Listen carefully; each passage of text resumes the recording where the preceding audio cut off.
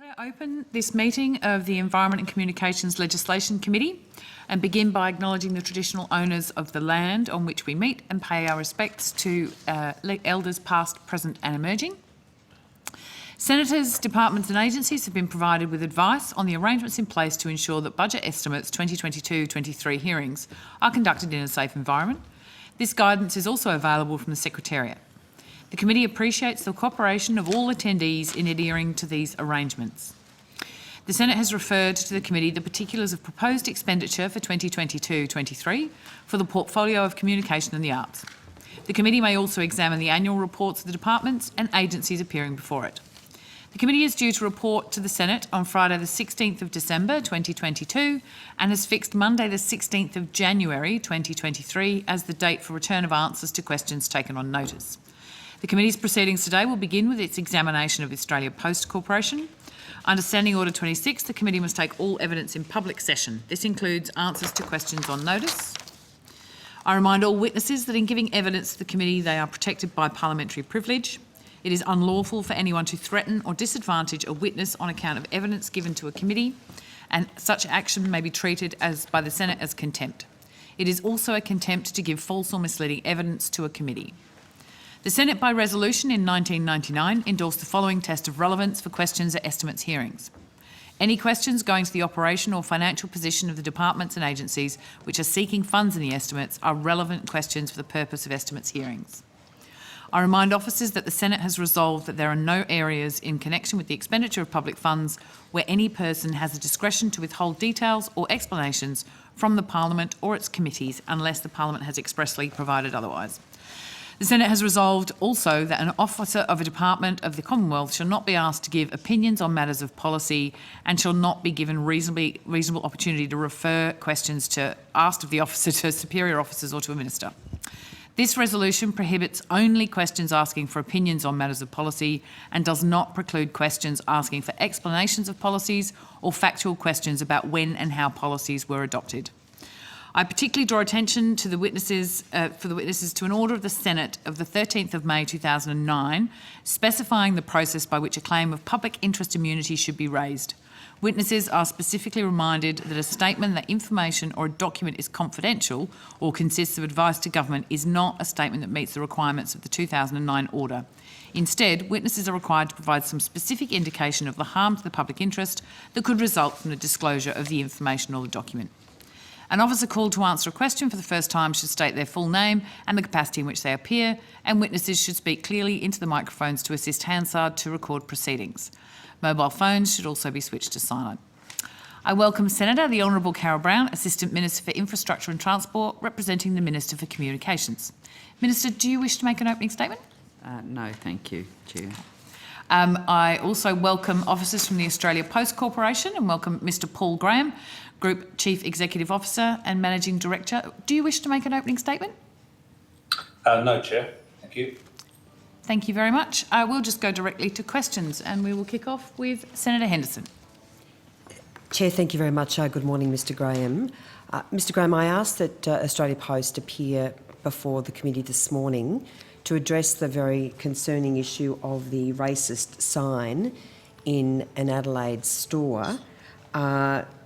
This sign said that due to our lighting and quality of photo background, we unfortunately cannot take Indian photos. I understand you've made a statement in relation to this sign, but I'm keen to understand in more detail how this could have possibly happened, Mr Graham. Yep, thank you, Senator Henderson. And yes, it was a very regretful situation. It was well-intentioned, poorly executed. The goal was to advise that we had some technical difficulties in relation to photographs that were being taken, particularly for the Indian consulate. Once we were made aware of that sign, it was removed immediately. And we have spoken to our team members at that particular outlet to help them understand how that sign was perceived by some members of the public.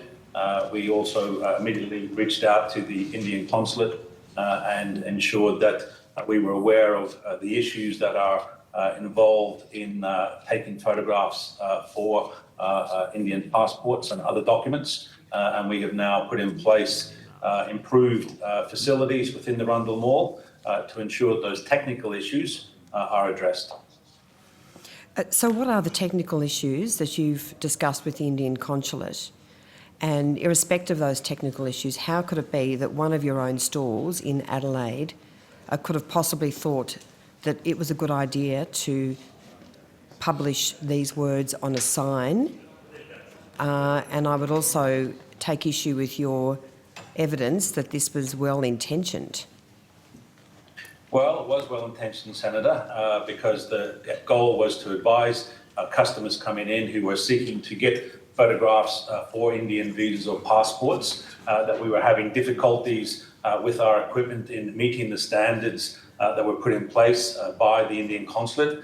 They have standards that are different from other embassies where we take photographs. What we've identified as part of our investigation is that the lighting and the arrangements we have for that environment are not able to produce the quality of photographs required by the Indian consulate. We have now made arrangements in place to improve those facilities so that the lighting and therefore the quality of the photographs we produce are going to meet the standards that are put in place by the Indian consulate. It was, as I say, well-intentioned to advise people, poorly worded, very poorly worded indeed, but there was no intent other than to inform the public that we were having technical difficulties in relation to taking photos for passports or visas for the Indian consulate.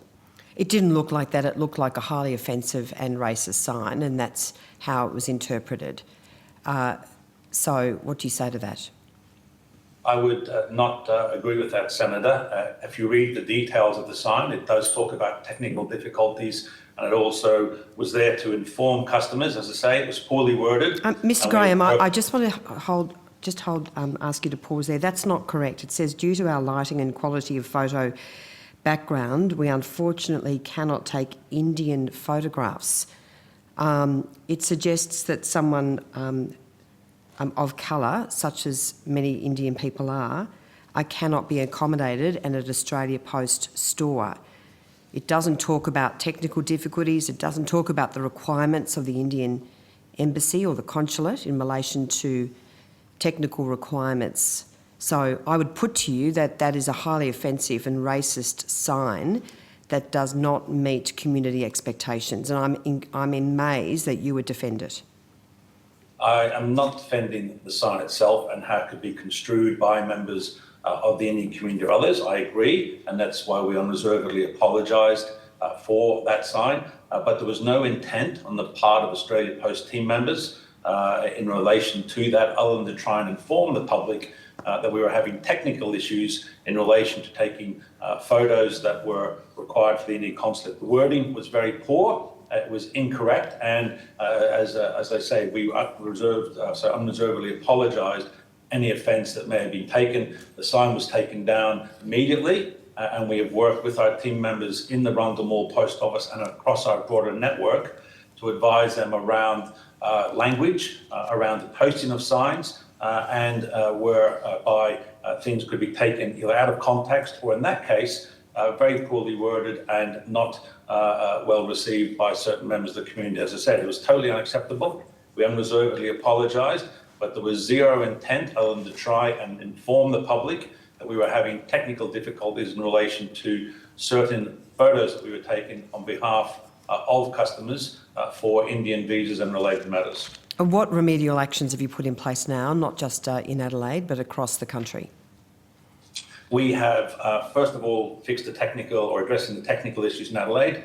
We've also reinforced across our team members our training in relation to public signage, also in relation to our diversity programs and sensitivity around ethnicity and inclusion. We are one of the most diverse and inclusive organisations in Australia with over 138 different nationalities. And we take that, that's pride in our diversity very, very highly. And I can tell you that, no one was more upset than Australia Post in relation to any hurt that this sign may have caused.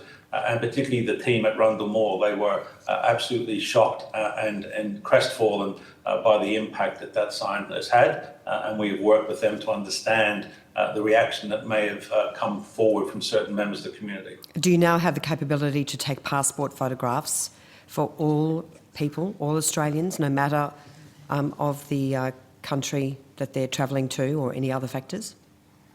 This is, we have had no issues at all in relation to our passport photos or other visa requirements. As I say, the Indian consulate had certain technical requirements that were different. What are those technical requirements? It's just in relation to the clarity of the photograph and the detail of the photograph. And as I say, in Rundle Mall, unfortunately, our equipment and the lighting was not as good as it could be. We've also initiated a review of our requirements across all our 4,300 post offices. We have, unfortunately, different environments that we take photographs in. Some are incredibly well equipped and well lit for getting detailed photographs. Others are small or licensed post offices where we don't have the best facilities, but again, we are reviewing those facilities to ensure that they meet the standards of all consulates, including the Indian consulate. Have you published any advice, and if so, could you provide the committee with a copy of that advice? Any emails, notices, policy changes at all, Mr. Graham? We have responded to the Minister, Senator, and we're happy to table our response to the Minister. As I say, we have undertaken to re-emphasise to all our team members the importance of placing signs and the sensitivity that must be looked at before any signs go up in our post offices. We have a number of programs in place around our diversity and inclusion and in relation to our values, and we have re-emphasised those key values within our programs that particularly talk about inclusion and also making sure that we do not offend anybody on the basis of race, colour or sexual orientation. Mr. Graham, could you please provide the committee with a copy of all correspondence, emails, notes, messages in relation to this matter, including any and all advice that you've given to Australia Post employees, and including all correspondence between staff at the Adelaide store and management, please? Yes, Senator. We will get that in place and we will have a look at that. Yep. So thank you, Senator. Nick McDonald, Group General Counsel and Corporate Secretary. We'll take that question on notice and seek to compile the information you've requested. It may be that there's a significant volume of information there, but certainly communications out to team members in respect of these events. And it may be that we seek to redact some of the personal information from that documentation, but we will take that on notice and respond. Thank you very much. I'm obviously seeking all of the information that pursuant to my previous question, not limited in any way, and I look forward to receiving that. Can I just ask you to address my specific question? Has there been any change in policies, and have you provided that change of policy to Australia Post staff as a result of this incident? Senator, there will be no change in policies. Our policies are very, very clear in relation to how we look at these events. What we have done is re-emphasise those policies to ensure that they are adhered to, and we always review our policies to make sure that they are keeping up with community standards. This was an isolated incident, and we have counselled the people in our Rundle Mall outlet as to the seriousness of the issue and how it was perceived, and they have been counselled on that. But there are no changes to our policies. Our policies, as they currently stand, allow us and reflect the expectations that the community has in relation to Australia Post, and therefore there is no current update to policies that are in place. Thank you very much, Mr. Graham. Chair, I have no further questions. Thank you. Thank you very much for attending today, Mr. Graham, and your colleagues also. We appreciate your time, and we will now let you go.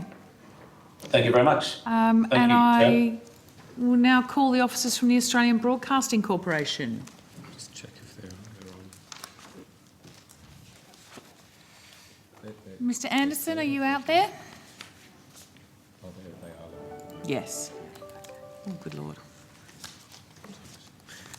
Yeah. Mr. Anderson, can you hear us? I think they're on mute. You're on mute.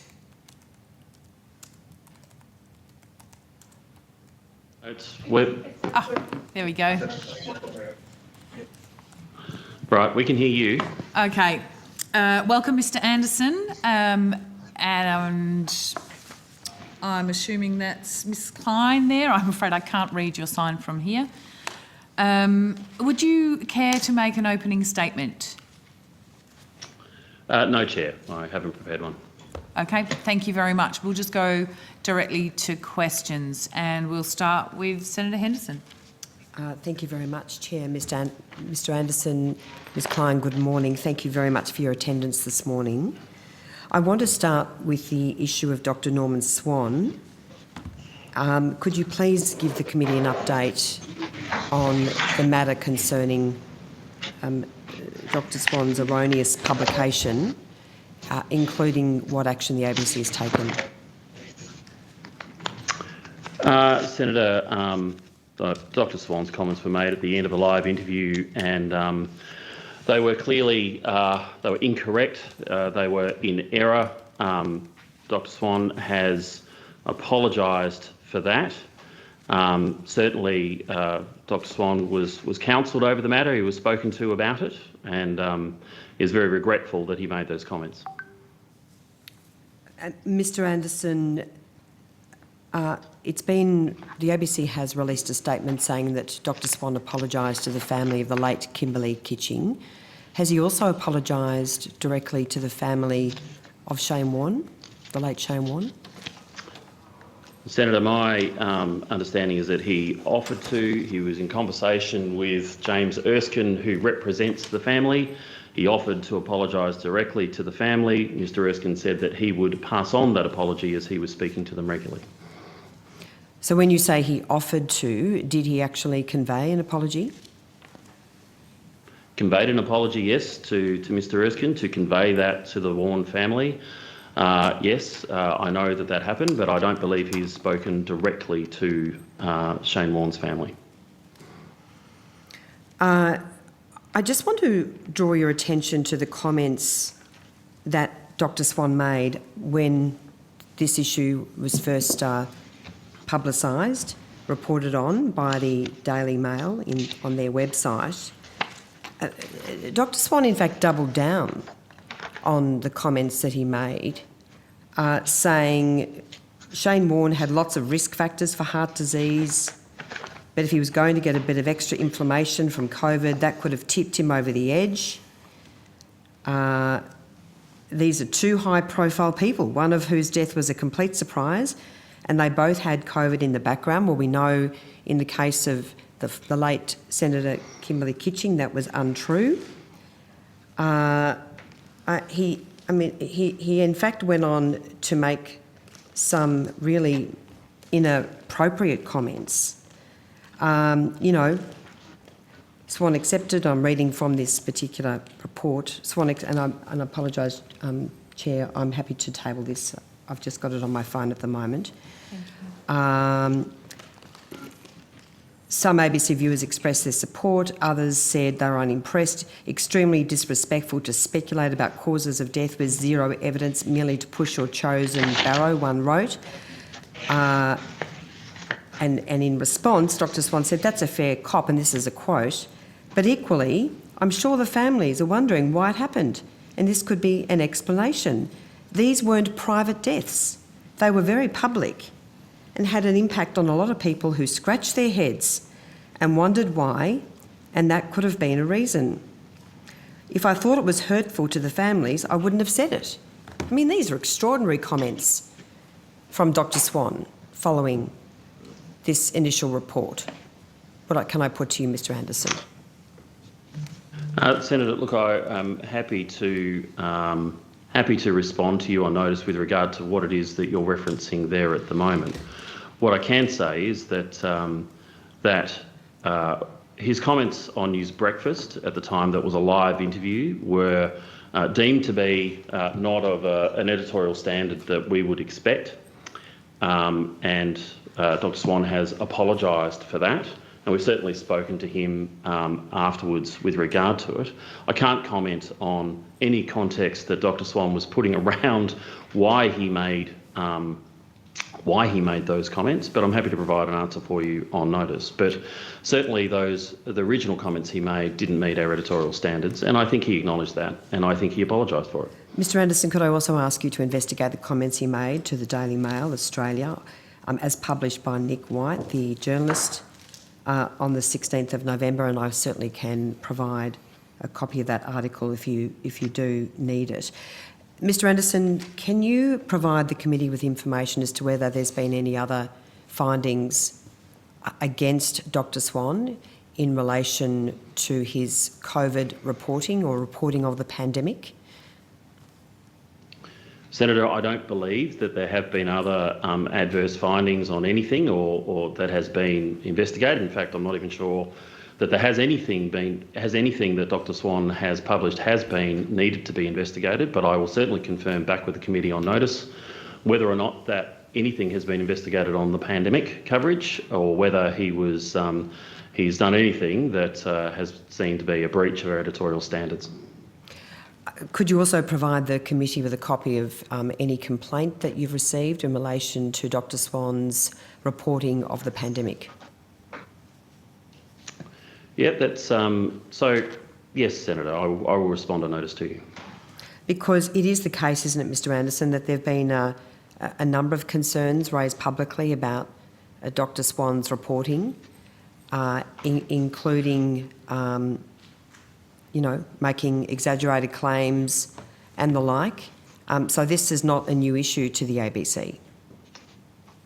Senator, I think Dr Swan is a highly regarded journalist for the ABC, has done so, has been outstanding throughout the pandemic, and I think that while some people might throw some criticism his way, I think through what has been a very complex time, people have turned to Dr Swan for context and analysis for what is happening at that particular moment in time. So I would refute that there has been issues with Dr Swan's coverage. I don't think there has been. As I said, I will go back and have a look and see what complaints we've had in the past and if anything was held to be a breach. Is Dr Swan engaged as a journalist or a presenter?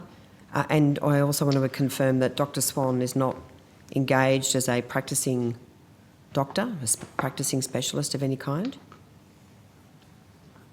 Senator, Dr Swan is engaged as a journalist for the ABC.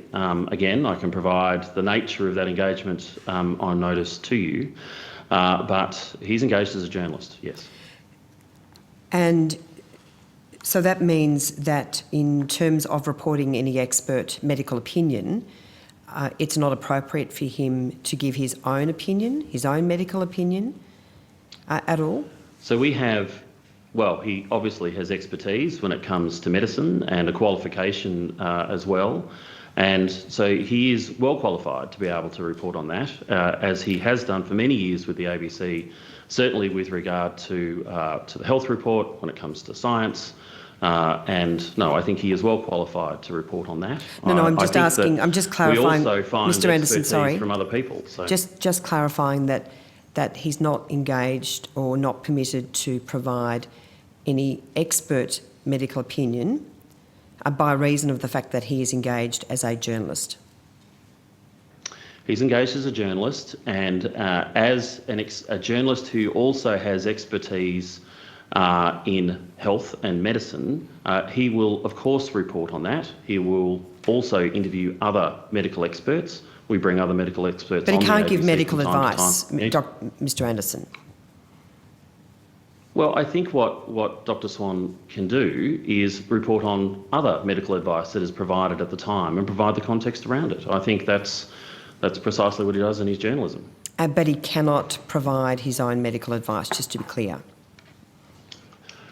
I don't know that we prohibit Dr Swan on what advice he can and can't do, but he has expertise in medicine. So I don't know what else to answer you with, Senator, other than yes, he will.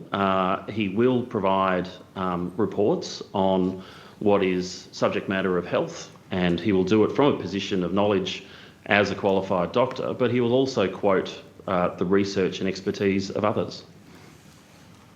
Thank you very much, Mr Anderson. I look forward to receiving that further information. In terms of, just my last question on this block. I was if going to can. say, if we're finished on that topic, we might rotate. Sure. Yeah, no, absolutely. In terms of counselling Dr Swan, can you describe how you counsel staff such as Dr Swan when there has been an editorial breach?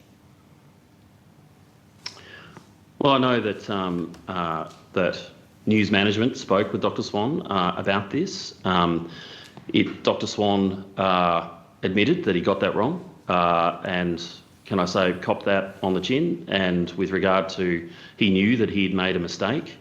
That's certainly the minimum that would happen to anybody that gets something wrong editorially in a breach. We do take that very seriously. And Dr Swan was quite remorseful about it, and as I said, apologised consequently. And have you provided Dr Swan with advice that he should not be giving medical opinions in relation to things such as diagnosing how someone might have either died or incurred an illness? Has he been counselled that he should not be doing that? I think Dr Swan realises that he did provide an opinion that otherwise was unsubstantiated, that was not in keeping with their editorial standards, and I think Dr Swan, as all a journalists know, that to adhere to our standards, that is not to be done. Hence, he knows that was not in keeping with the standards that we expect. So he is quite aware of that. Thanks, Mr Anderson. That's all for the moment. Thank you, Chair. Thank you. Senator McGrath. Thank you. Mr Anderson, I just want to go back to previous line of questioning the last time you were before estimates, and it's in relation to ABC employees, and if they want to do a commercial or paid appearance, that they must get permission from the ABC. That's correct, isn't it?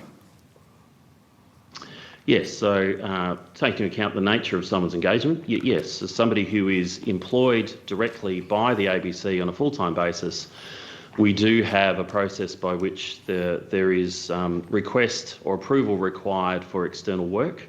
That is, we have a policy and we have a document that requires people to submit for approval.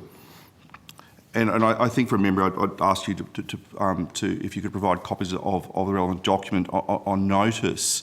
So I suppose my question then goes to: is there a judgment call, or who makes the judgment call about whether the appropriateness of the commercial product being promoted by the ABC employee? Is that taken into account in relation to the policy and the approval tree that you've outlined? Yes, so and it is, Senator, that is coming to you on notice. I think it'll come to you this week, both the policy as well as the documentation that's required for the approval. But yes, it does include the nature of work, whether or not it is assessed as to whether it would be a conflict of interest for the ABC, whether it is reputationally damaging. There's a number of factors that are taken into account in the assessment of it. Approval is required at director level to be able to be engaged in outside work. Again, if you're a full-time employee, then you must seek it. We also ask a number of other factors, such as will it be promoted commercially, will you receive payment for it? There are a number of things that are taken into consideration when we assess it. Okay. What about the chair of the ABC? Do they need to get permission from someone if they're going to do a paid commercial appearance? Senator, for the chair of the ABC, I think that's it's completely different. I think it's in a statutory role that is part-time. I think it's always assumed that whoever is on the board of the ABC has work outside of the ABC. given that it is part-time. So but I suppose this comes to the conflict of interest, that you do have a chair of the ABC who can therefore undertake commercial paid work, so they don't have to, I just want to confirm, they don't have to, whether as a matter of courtesy or as a matter of corporate governance, advise the board or advise you that they are undertaking such work. Senator, I put to you that the chair of the ABC takes her responsibilities incredibly serious, knows her obligations under the Act, and would make the appropriate judgment as to what is appropriate and what is not. I see no evidence of anything being untoward with regard to the chair of the ABC and other activity that the chair might engage in. Look, I am aware of what the chair will be doing. I have to say that I don't think there's any requirement upon the chair to seek approval from anybody to engage in that activity. Because I have in front of me, I'll table it. I have that the chair has appeared for a large pharmaceutical company called Pfizer Australia, and I'm not getting into attacking Pfizer or anything like that. I think they do brilliant work, but I just want to confirm that the chair, in appearing for promoting a drug company, would not have had to either advise the board or advise you that they were undertaking this commercial work. Senator, look, I'll give you a response on notice, but no, there is no requirement for the chair to do so, or any other board member, I might add, rather than the expectation is that they exercise their own judgment with regard to the other work that they undertake. So I suppose that also goes to paid speaking engagements. Does the ABC keep a register of the chair's attendance at events where they are paid to attend and speak? So it goes for the same answer, Senator, as before. There is one qualification that I will suggest, and that is that there are obligations in the PGPA when it comes to appointments to other boards and notification for potential conflict. So, and there are conflict provisions that sit within the PGPA that every agency's board have to abide by. So, as long as they're abiding by that, then there's no other requirement, I don't believe, for them to when they undertake other work or whether they undertake speaking engagements. I suppose this comes to the use of taxpayer resources. That, you know, I suppose does the chair have a travel budget? There is a budget for the ABC board for ABC board and ABC matters, and I will advise that all board members are part-time. There are no, I can vouch for, and I'm happy to go on record to say, I see no inappropriate use of ABC resources for non-ABC activity. You say you can vouch for it, but you don't know what you don't know, because there's no register from you don't know what the chair is undertaking commercially, because under the rules of the ABC, the chair is not obliged to advise you of their commercial arrangements. So I would question how you can come to that conclusion. Senator, what I can be confident of is that the expenditure that the ABC incurs with regard to the board is only for ABC board matters. So I want to make that quite clear. So outside of activities for the board, that is the case. That no, I don't. I do not have a register of the board's. We do have a conflict of interest in that the board's interests are registered at the beginning of any board meeting, like there would be for any board. But when it comes to other paid work and speaking engagements that might happen from time to time, unless it does actually require that obligation or adhere to the obligation that's in the PGPA, then no, there isn't a requirement that sits outside of that. Do you think this makes it more difficult for ABC staff and for the enforcement of policies affecting ABC staff if they are obliged to comply with the policies and processes that you've outlined in our previous estimates meeting, and you know, the answers, those documents are coming on notice, that there seems to be one rule for ABC staff and yet another rule for the chair of the ABC? Senator, I think that everybody at the ABC, like in any organisation, would understand that the board members, both the chair and the board, are effectively there in statutory appointed roles that are part-time versus, and by part-time I mean not every week. So there is an understanding that is separate. I would have thought. I'm speaking on behalf of the organisation, I know, but I would have thought that they understand that being a board member and attending the board meetings during the year and reading the papers prior would be different from being a full-time engaged ABC employee. 2 minutes. And I also think that, again, they would understand that the judgment exercised by the ABC board should be a very high bar by which they're exercising that judgment. And again, I have not seen an example where somebody has done a speaking engagement who's been a member of the ABC board that I deem it having brought the ABC into any sort of disrepute. So that's a good segue in terms of speaking engagements. Have you had a chance to read Ms Milligan's speech? Yes, Senator, I have. Do you think that speech was appropriate? So, Senator, at risk of repeating myself again, it wasn't an ABC event, and Ms Milligan was not speaking on behalf of the ABC.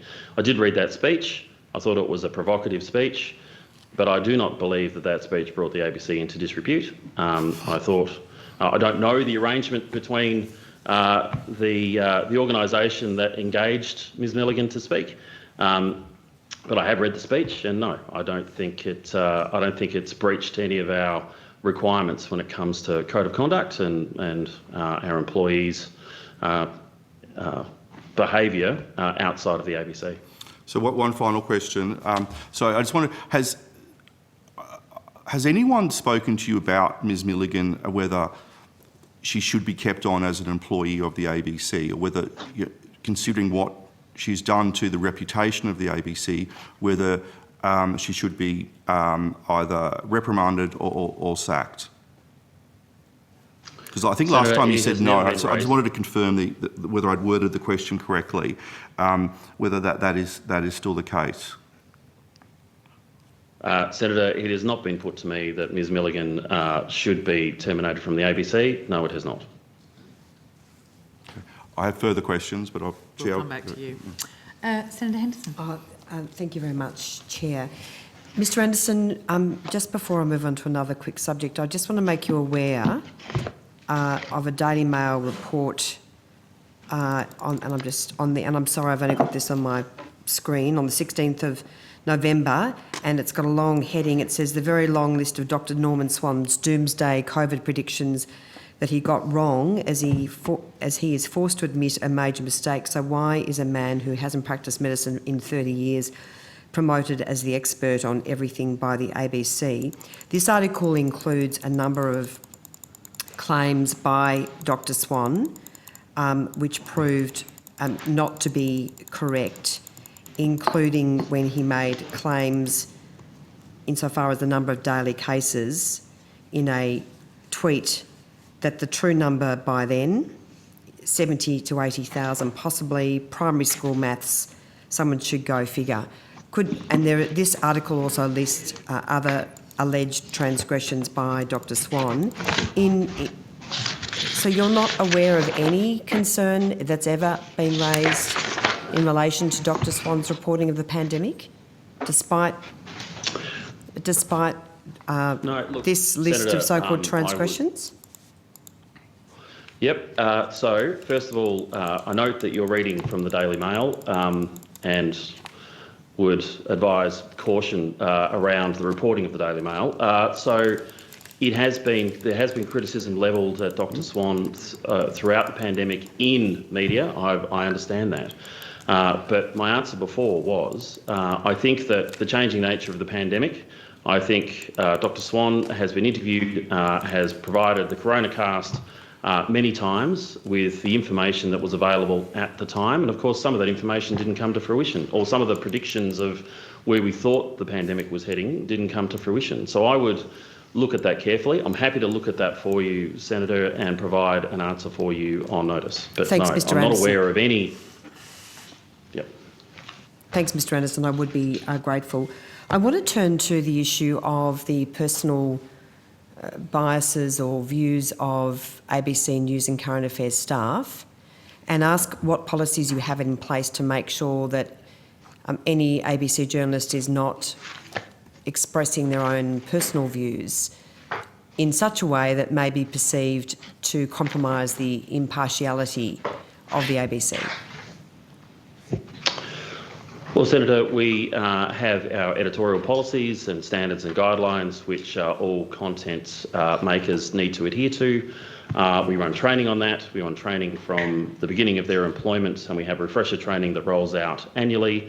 Those EdPols include independence, integrity and responsibility, accuracy, corrections and clarifications, impartiality and diversity of perspectives, fairness and fair and honest dealing, privacy, harm and offence, and I can go on. But within that, it is made quite clear that we're not looking for people's personal opinions on these things. What we want is a diversity of perspectives that are held on any issue.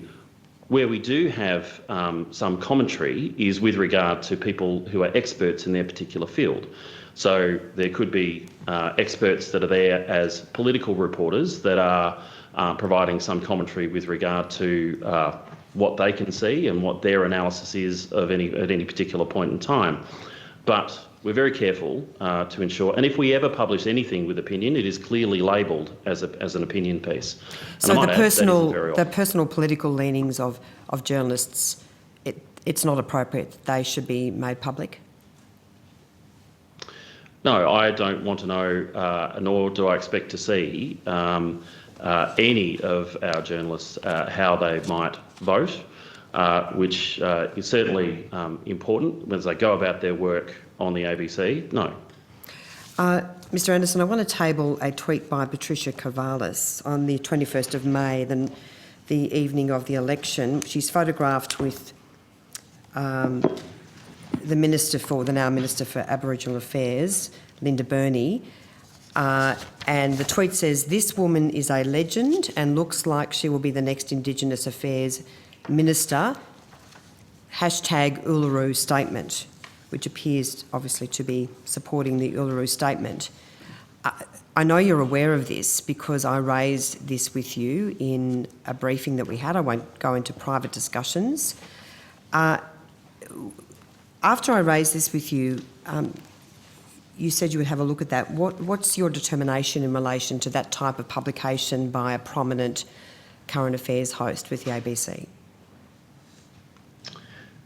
Senator, look, so I did have a look at that. I think that I saw Ms Cavalis looking at, championing an individual as opposed to a political party. And yes, she did offer, I think #Uluru Statement from the Heart you could suggest is supporting that, which, again, I'd prefer that I didn't know people's positions on anything that is political. But I didn't see it as something that I needed to take action over. So that's in compliance with your personal social media code, is it? Look, I did not see it as a breach of what we do for our code of conduct and personal use of social media. I think that, if somebody is championing a political party, then yes, that's problematic. But I didn't see it as undermining her ability to be an impartial journalist into the future. But Ms Cavalis has said of a prominent Labor minister attending Labor's celebratory party on the night of the election, "This woman is a legend." Doesn't that show some I think inherent she's- bias? No, I think that suggests that she was a fan. I don't think that suggests that there is political bias there at all. So she is a fan of Linda Burney, but there's no bias? Come on, Mr. No, Anderson. I don't think. Really? No, I don't think there's bias there towards Linda Burney. I think that she thinks highly of her as an individual, as she might think highly of people, no matter what political party that they're in. Mr. Anderson, when I was at the ABC 7:30 report, my mother was a Liberal minister, a Liberal member of Parliament, and became a minister. I went to great pains not to disclose any of my political leanings. If I had done something like this at the ABC, when I worked there as a current affairs journalist, I would have been in deep trouble. At the very least, I would have been severely reprimanded.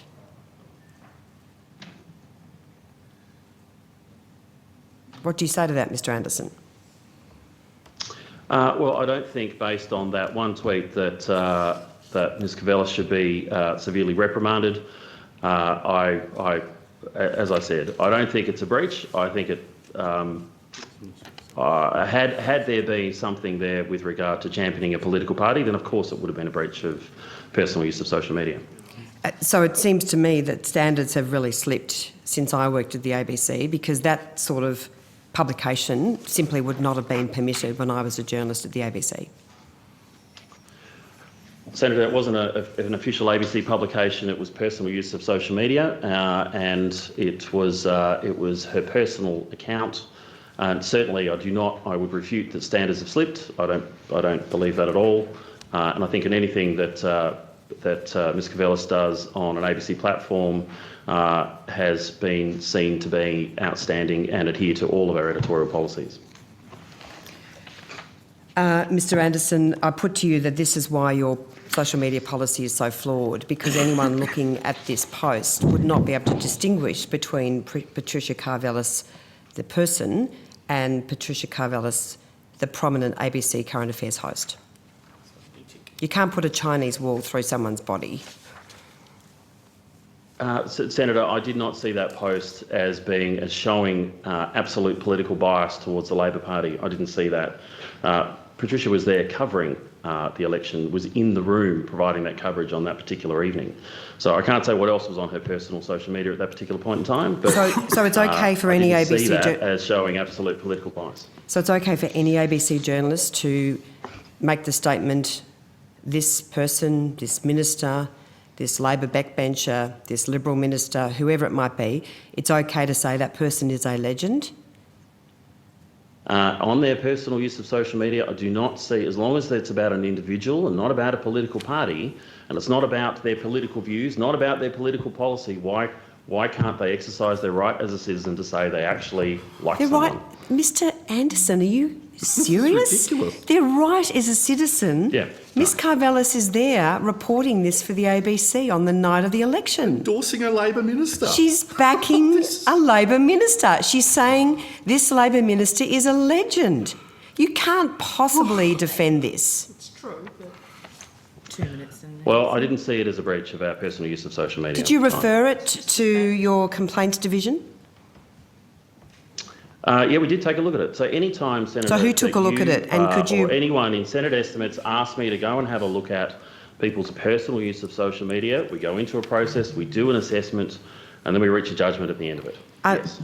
Who took a look at it, and on notice, could you provide me with the advice that you received, including details of any other conversations or advice or correspondence that you had in relation to this particular post?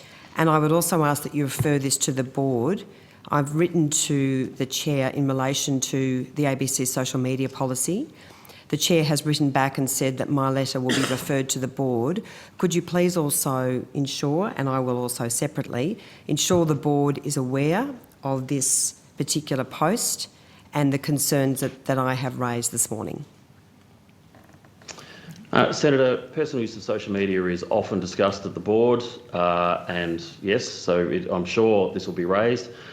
With regard to that, yes, I'll provide that other information to you on notice. Thanks very much, Mr. Anderson. Thanks, Chair. That's Thank you. okay for now. Senator Rennick. Yeah, hi guys. How you going? I've just got a couple of quick questions. Number one is to do with the use of a commentator by the name of Big Bill Botel, who's been providing advice on COVID as well. It turns out he has absolutely no medical qualifications, even though he's being touted by the ABC as a medical expert. He does work for the Kirby Institute as an adjunct professor, but I'm led to understand that his prior experience was in diplomacy and as a former staffer to the Keating government. Why is the ABC, did the ABC use this particular commentator and hold him out to be an expert on infectious disease when clearly he wasn't? Senator, I have to take that on notice. I know Mr. Botel was certainly, I think, was advising government agencies some time ago when we had the HIV epidemic. I can't say that I know of Mr. Botel being his opinion being sought of recent times, but I'll provide that on notice for you. Well, I can remind you, because I well remember he had an interview with Fran Kelly one Friday morning very early, I think it was March 2020, and he was very strong in his opinion that Australia should lock down, and he was being touted as an expert, even though when I could tell by the tone of his voice he was being partisan, and when I looked him up, it turns out he was an ex-Keating staffer and being held out, so I think it's worth investigating that. Another question, and I apologise if this has been asked already, I've only just come into the room.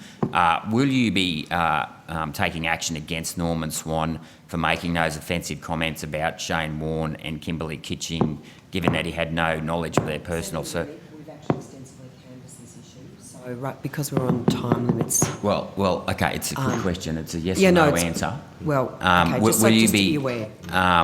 Will you be actually taking any action? Look, Dr. Swan was counselled by ABC Management with regard to that, and he admitted that he had made a mistake and knows that he did not meet the editorial standards that we require. So that has happened, and he is remorseful. And you'll keep him on? Of course. Right, okay, because you don't get punished in the ABC or the public service for anything, do you, really? Well, that's not true, Senator. So if people have committed what we would call misconduct, then and seen to by way of an investigation, and there is always a procedural fairness afforded to people, then people do get disciplined when they do something wrong. So, and I think discipline starts at counselling and ends up at termination. So, Mr. Swan was counselled over, Dr. Swan was counselled over that. So yes, the matter was dealt with, and and there was an apology that was provided to the families. So, it was unfortunate that it happened, and I wish it didn't. Okay. Last question. I had a conversation with Gavin Morris a couple of years ago about the way the ABC reports the increase in temperature from 1910. The ABC, like many other media organisations, reports the homogenised data from the ABC without actually explaining the difference between the homogenised data and the raw data. And Gavin Morris stressed that the data, they reported the raw data. That is incorrect. The ABC reports the homogenised data. So I'll ask this question again. Why won't the ABC distinguish between the raw data and the actual homogenised data that is a different data set to the actual observations recorded by the Bureau? Senator, I don't know the answer to that. I will need to take that on notice and provide a response to you. Okay, well, I just would like to point out that Gavin Morris did say last time that they reported the raw data and that they distinguish between raw and homogenised, and I'll just stress this again, the ABC doesn't, but I think in terms of full transparency that they should. Thank you. Senator McGrath. Thank you. Can I just, Mr Anderson, go back to a question following up from that Mr Senator Rennick asked about misconduct. Can you remind me, with Ms Milligan, she wasn't found within the ABC internal processes. There was no adverse finding against her, was there? In relation to the tweet that cost taxpayers hundreds of thousands of dollars. Senator, look, I think that everything gets like that would be looked at quite seriously. Look, I think that, and anyone who goes through any disciplinary action is afforded what is procedural fairness and a right of reply. I think that we dealt with the issue at the time. We've all moved on from that issue. And I think that it goes for any ABC employee, if they breach the code of conduct with regard to personal use of social media, yes, it does get referred to a process. Again, I'm happy to describe that process for you on Mr. notice Anderson, can I with just regard ask- to the assessment. Mr. Senator McGrath's asked you a specific question. Can you answer that specific question? By right, certainly Ms Milligan was spoken to about that. Yes. She was spoken to, but she wasn't found, there was no adverse findings. Can you confirm that there are no adverse findings against Ms Milligan in relation to the tweet that cost hundreds of thousands of dollars of taxpayers' money? Can you confirm that? Senator, I think every employee has a right to confidentiality when it comes to their employment. So I think that, and it is part of their employment that they do receive that confidentiality. So, Senator, no, I'm not specifically answering your question, but yes, we did look at that with regard through the lens of misconduct, and any issue that was brought up at that particular point in time was dealt with between the ABC and Ms Milligan. Has any ABC employee in the last 3 years had adverse findings against them in relation to their misuse or use of social media? So it's a general question. Yes, and since we've pushed Could you- the code of conduct how many, and the sorry? personal... I'll provide it to your notice, Senator, Okay. but yes, there have been, that people have been found to be, have demonstrated, well, that we've come to the conclusion that they have actively performed misconduct, whether that was their intention or not. And there are some individuals that have been terminated from the ABC as a result. On notice, if you could provide that information, obviously without identifying the personal information. Now, after our last estimates hearing, which was on the 8th of November, the ABC put a statement out, which I'll table, on the 8th of November, about Ms Milligan. And I just want to know, did you approve that statement going out? The statement that went out a couple of weeks ago? On the Or- 8th of November, on the evening after, the evening of the estimates, when Ms Milligan was her conduct was being questioned by this particular committee, that the ABC chose to put out a statement on Ms Milligan. And I just want to know, did you approve that statement? So, Senator, I knew the statement was going out, yes. I knew the nature of the statement itself. We had a number, as a result of estimates, we had a number of media inquiries that were coming to us, as is normal. When we have multiple media inquiries, we would put out a statement from which we can point to, for which all other media can reference. That statement did reference Ms Milligan's journalism, in that there were a number of statements that were made within estimates about personal use of social media, which I was countering in my responses to say that is not journalism, that's not considered to be ABC journalism. So the point was made to point out Ms Milligan's journalism as opposed to Louise Milligan's personal use of social media. So that who, was... I suppose my question is, who approved it? Who was the decision maker that this statement would go out?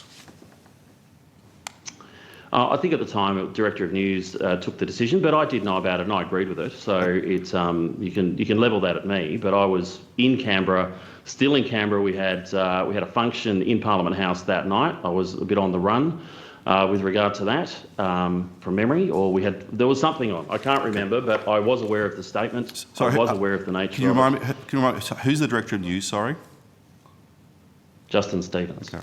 So okay, right. Well, it's right. Okay. Well, perhaps on notice, if you could just confirm whether you did give approval in relation to that. But the chair's looking at me, and I know I've got a limited time here.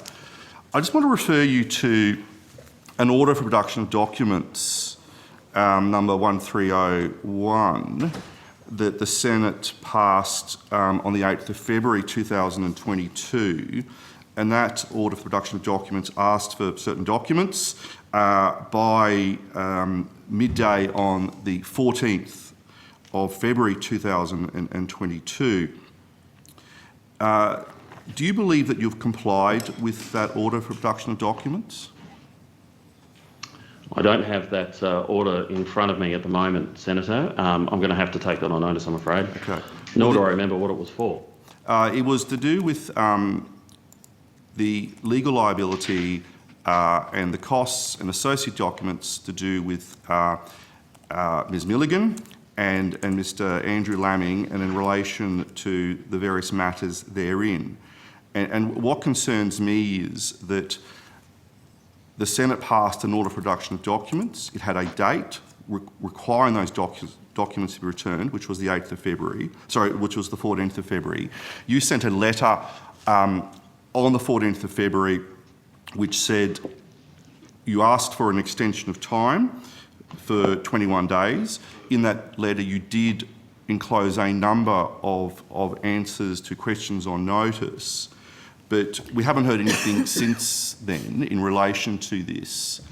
And I'm just quizzical as to why the ABC would not have supplied that information. The ABC, who go at great lengths to lecture everybody in this building about transparency and accountability, that you have not complied with an order for production of documents of the Senate, and whether you may be in contempt of the Senate for your failure to comply with this order for production of documents. Now, I understand that you don't have the information in front of you, and I'd ask you on notice to consider what I've said to you, and I reserve my right to refer the ABC to the Privileges Committee, and so people are aware I sit on that, and I'll recuse myself from any consideration of the matter for your failure to comply with an order of the Senate. I'll hand back to the Chair. Senator, I'll take that on notice and respond. Senator Henderson. Thank you very much, Chair. Mr Anderson, just a couple of other matters concerning the ABC's payment of Ms Milligan's personal legal costs amounting to some $200,000 in total. This was justified on the basis that the ABC was vicariously liable, or received legal advice that it was vicariously liable, or may have been, in relation to this particular post made on Ms Milligan's personal social media. Can you provide the committee with a copy of that legal advice, please? Senator, I will take that on notice. I think we've provided extracts from that before. I think there was a concern around the breaking of privilege. I think there was also concern around, in full, that advice can create some harm to the ABC if it was to be used against the ABC. So there was a reason why we didn't hand it over in full last time. I will respond to you on notice. That was some time ago. I think it was May last year. Look, I appreciate your point. But I will. Sorry, Mr Anderson. Yep. Sorry, you go. I appreciate the point you've made in relation to legal professional privilege, but I put it to you that you have waived legal professional privilege by reason that you have outlined the nature of the advice that was contained in the advice that you received. Yeah, again, Senator, I did attend a Senate or parliamentary hearing, Senate estimates with regard to this when I had my General Counsel with me at the time, and we did talk about this. I will provide this to you on notice. I'll provide a response on notice anyway, and certainly that I can from that legal advice. Thank you very much, Mr Anderson. I asked if the tweets that Ms Milligan made about me during the last estimates hearing, whether they were in breach of the ABC's personal social media guidelines. Are you able to inform the committee if you've made any finding in that respect? No, as I said earlier, Senator, that for anything that is raised, I do put it through a process so that it is equitable for all, that we do that assessment. That that process, they haven't come back to me yet. But if you were to ask me, in my judgment, did I think that was a breach? The answer is no. I don't want to predetermine what the outcome's going to be, but I don't think it was well, you just did. detrimental to the ABC. What You I just see did, it Mr. Anderson. is a difference of opinion between both Ms Milligan and yourself about what was reported in the Australian. And it's my understanding that Ms Milligan is writing to the Senate about that, and I think it's a personal matter for her. I just want to pick up on Senator McGrath's question in relation to any adverse finding against Ms Milligan in relation to the Andrew Laming tweet. I'm very surprised to hear that you are saying that this is a confidential matter, and yet you've been very open about adverse findings against other employees. Why is that the case? Why the inconsistency? Senator, I've only ever said that for other employees, they've either come close to termination, been terminated or resigned as a result, or certainly people have been counselled. And so what I will confirm with you is that certainly Ms Milligan was counselled at that particular point in time. I think that, at that time, what I will say is I did consider that to be a breach of personal use of social media at the time. That matter had been dealt with and Ms Milligan was counselled, and that's pretty much my answer to your question. So we're now hearing for the first time that you do consider that to be a breach of personal social media guidelines of the ABC. On what basis? Well, for the basis that we have outlined in our Code of Conduct and personal use of social media, and that is with regard to undermining one's ability, if you're an employee, to continue to do your job, particularly if you're a journalist, bringing the ABC into disrepute. That those are the key themes, and of course the persons, what their role is at the ABC, is taken into account. But I think that the matter was dealt with at the time. As I said, Ms Milligan was counselled at the time, and that's the end of the matter. So Ms Milligan, in your determination, did bring the ABC into disrepute? So I did feel that was a breach at the time of the ABC's Code of Conduct when it comes to personal use of social media, yes. Are you able to provide on notice to the committee the determination that the ABC made in relation to this matter, including all relevant correspondence, emails, briefing documents and messages, please? Senator, I think there's a confidentiality that goes with people's employment that is important to protect when we're trying to run an organisation. So I think that trying to request documents... So are you seeking to make a public interest immunity claim in relation to the question that I've just asked of you? Because yes, otherwise you're required to answer the question. And Or maybe take it on notice. let them finish, just so that we've got some clarity around that. Yeah, sure. Henderson, thank you. Look, I'll take that on notice, but look, I suspect I'll be claiming public interest immunity with regard to this, because I think, yeah, I'll take it on notice and advise whether or not I'm taking public interest immunity on it. But I am saying to the committee that I think I will, and I'll put that claim into you. In considering your position, you might also want to consider why you have been open in relation to adverse findings made against other ABC employees, including, of course, Dr Swan. Well, I said that Dr Swan has been counselled, and Ms Milligan was counselled at the time as well. So I think I've been consistent in what I've said with regard to that. But yes, I will respond to you. Look, just one final matter. I've given the Chair a commitment that I am going to finish right on time at 11 o'clock, so I'm hurriedly racing through my questions, and I want to raise very briefly another matter, which is the ABC's privacy collection statement.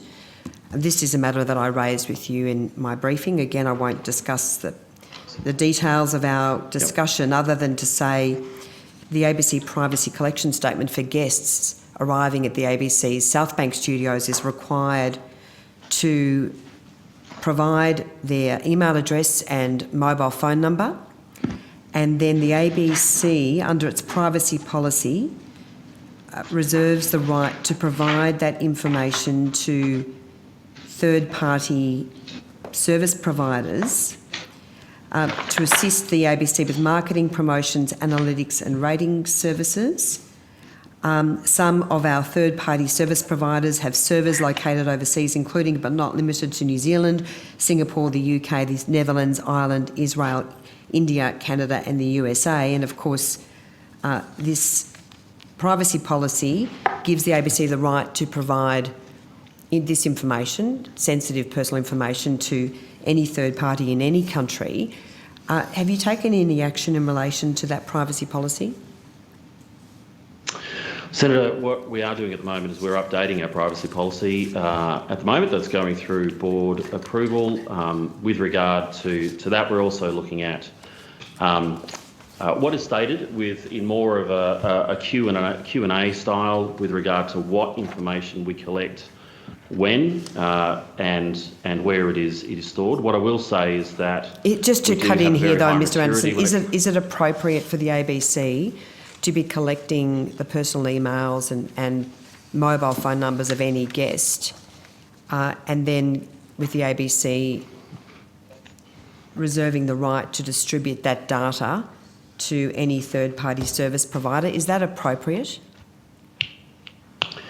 So, Senator, again, I'll respond to you on notice, but we did collect that information off the back of what we had with regard to a security review with regard to visitors to the ABC. It was recommended by the AFP that we put a system in place, and it's the system that you complete and other visitors to the ABC complete.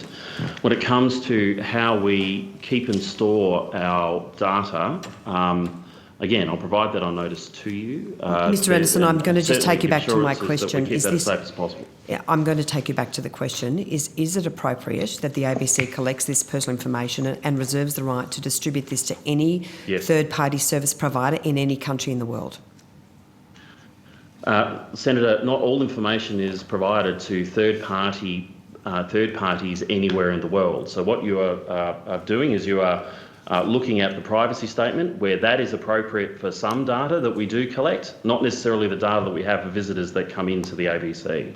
So, and there is some audience data that is aggregated, which is securely held, but it isn't specific to people. It is anonymised. It is not specific to the data that you're actually referencing when you come into the ABC.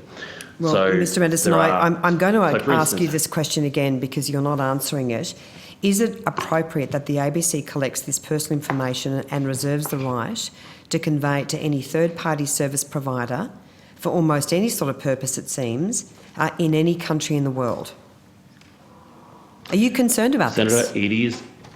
it is appropriate. Well, of course, we're always concerned about data security and cyber security. When it comes to, is it appropriate to collect that data in the first place for visitors coming into the ABC? The answer is yes. We've done that on recommendation. So with regard to what data is distributed overseas, reserving the right to do so, I will confirm that with you on notice. But I know it won't be specifically the data that you're referencing for visitors to the ABC. No, I again put to you, Mr. Anderson, that it's most inappropriate of the ABC to collect personal data and then reserve the right to convey that data to any third-party service provider in any country in the world. Any country in the world. And I am incredulous that you are defending this policy.